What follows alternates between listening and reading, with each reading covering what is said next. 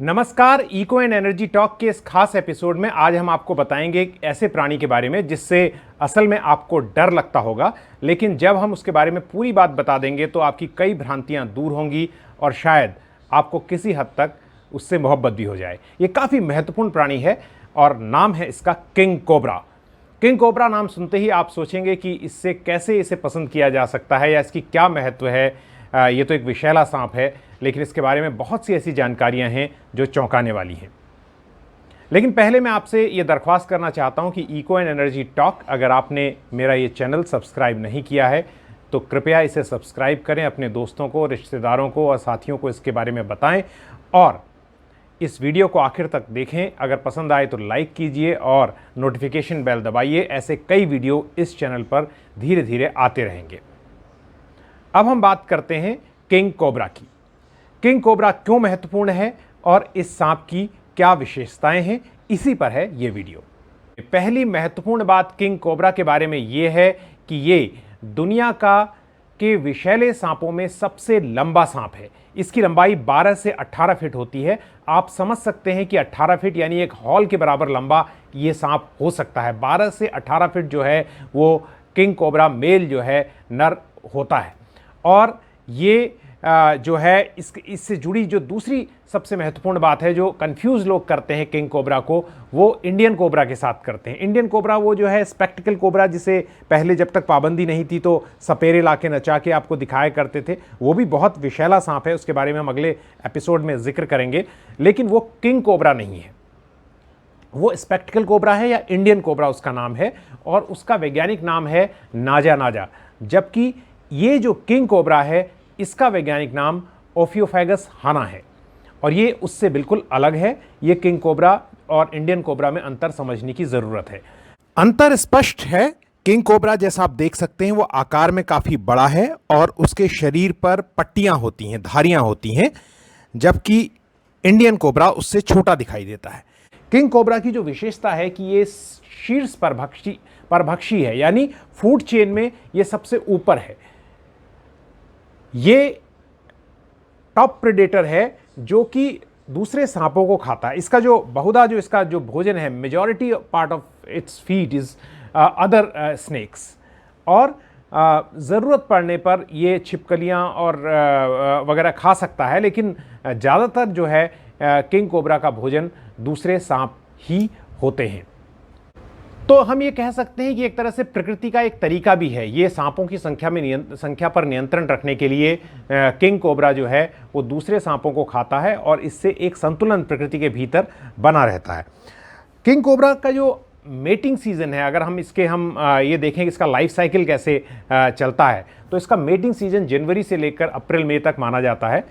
और इसमें मादा जो है वो ये माना जाता है कि मादा जो है वो जब मेटिंग सीजन होता है तो उस वक्त निकलती है और एक गंध छोड़ते चलती है दूसरे नर जो किंग कोबरा हैं उनको अपनी ओर आकर्षित करने के लिए। उसके बाद कई नर किंग कोबरा आपस में संघर्ष करते हैं और जो सबसे ताकतवर है किंग कोबरा वो मादा के साथ संभोग करता है, उसके साथ सहवास करता है और उसके बाद इनके जो अंडे हैं वो करीब 80 से 100 दिन तक उसकी हैचिंग होती है उनको। और उसमें सबसे महत्वपूर्ण बात यह है कि मादा अंडों के लिए घोंसला बनाती है। दुनिया में ये अकेला सांप है जहां मादा घोंसला बनाती है और ये घोंसलों की तस्वीरें भी हम आपको दिखा रहे हैं कि कैसे ये घोंसले होते हैं, जहां मादा इनकी कई दिनों तक रक्षा करती है। क्योंकि मेटिंग के बाद जो नर जो किंग कोबरा है वो चला जाता है, मादा घोंसला बनाती है, अंडे देती है, अंडों की रक्षा करती है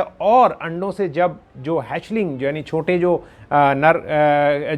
किंग कोबरा हैं, जो बच्चे निकलते हैं उन्हें हैचलिंग कहा जाता है, तो वो जब निकलने वाले होते हैं उससे कुछ वक्त पहले किंग कोबरा जो मादा है वो उस जगह को छोड़कर चली जाती है। किंग कोबरा भले ही बहुत विषैला यानी सबसे विषैला भी कहा जा सकता है सांप है, लेकिन उस सांप ने कभी हमले नहीं किए। इसके स्नेक बाइट जो हैं किंग कोबरा के सबसे कम होते हैं। वो आदमी इसकी हत्या करता है, इसे पकड़ता है, इसका पीछा करता है, अंतर्राष्ट्रीय व्यापार में इसका इस्तेमाल हो सकता है, लेकिन कभी भी किंग कोबरा जो है किसी इंसान पर बेवजह हमला नहीं करता और बहुत ऐसे हालात में जब उसे बहुत परेशान कर दिया जाए तभी काटता है, लेकिन जब काटता है तो इसका जहर बहुत ही ज़्यादा डेंजरस है और वो इंस्टेंट डेथ जो इसमें हो जाती है और बचने का चांस नहीं है। किंग कोबरा लेकिन अपनी प्रतिरक्षा में जो है वो हिसिंग जो है इसकी बहुत डरावनी होती है, और कई लोग बताते हैं कि जिसकी जो हिसिंग है वो किसी कुत्ते के जो ग्रोवलिंग की तरह, वो कुत्ते के आवाज़ निकालते हैं जब वो कुत्ते बहुत गुस्से में होते हैं या परेशान होते हैं, तो उसकी तरह भी सुनाई दे सकती है। किंग कोबरा का प्रवास कहाँ कहाँ यानी कहाँ पाए जाते हैं, इसके हैबिटेट कहाँ कहाँ हैं?